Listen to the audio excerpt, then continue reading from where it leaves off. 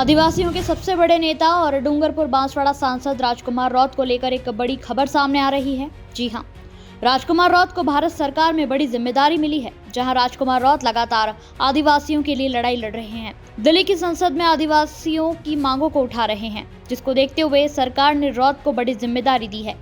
सांसद राजकुमार रौत को भारत सरकार ने जनजातीय परामर्श समिति के रूप में बड़ी जिम्मेदारी दी है।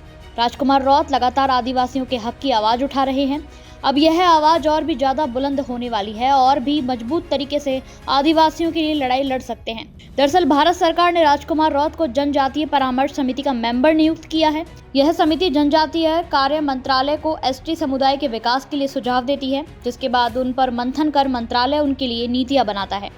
चलिए आपको यह भी बताते हैं कि जनजातीय मंत्रालय और इस समिति का क्या काम है। दरअसल भारत सरकार का जनजातीय मंत्रालय प्रमुख रूप से अनुसूचित जनजातियां एसटी की सामाजिक, आर्थिक और शैक्षिक विकास के लिए कार्य करता है। इसका उद्देश्य जनजातीय समुदाय को आर्थिक रूप से सशक्त बनाना, उनकी शिक्षा और स्वास्थ्य सेवाओं में सुधार करना और उनके अधिकारों की रक्षा करना है। मंत्रालय द्वारा जनजातीय क्षेत्रों में बुनियादी सुविधाओं, रोजगार के अवसरों, वित्तीय सहायता और विशेष योजनाओं के माध्यम से समग्र विकास सुनिश्चित किया जाता है।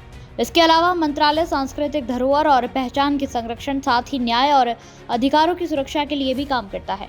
इसके साथ ही आपको बता दें कि जनजातीय परामर्श समिति के कुल 13 सदस्य हैं, जिसमें 10 लोकसभा और 3 राज्यसभा के सदस्य हैं। इस समिति में राजस्थान से सांसद राजकुमार रौत के साथ ही सांसद मुरारी लाल मीणा भी शामिल है।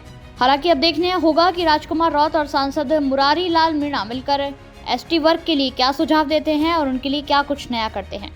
अब उम्मीद है जिस तरीके से लगातार आदिवासी वर्ग के लिए लोकसभा में आवाज उठा रहे हैं, वैसे ही अब उनके आर्थिक और सामाजिक विकास के लिए भी काम करेंगे। वहीं राजस्थान के एसटी वर्ग के लिए मुरारी लाल मीणा से भी कई उम्मीदें हैं। हालांकि अब देखना होगा कि दोनों आदिवासी सांसद मिलकर किस तरह राजस्थान के इस वर्ग के लिए काम करते हैं। बाकी होता क्या है वह तो आने वाले वक्त में ही पता चल पाएगा।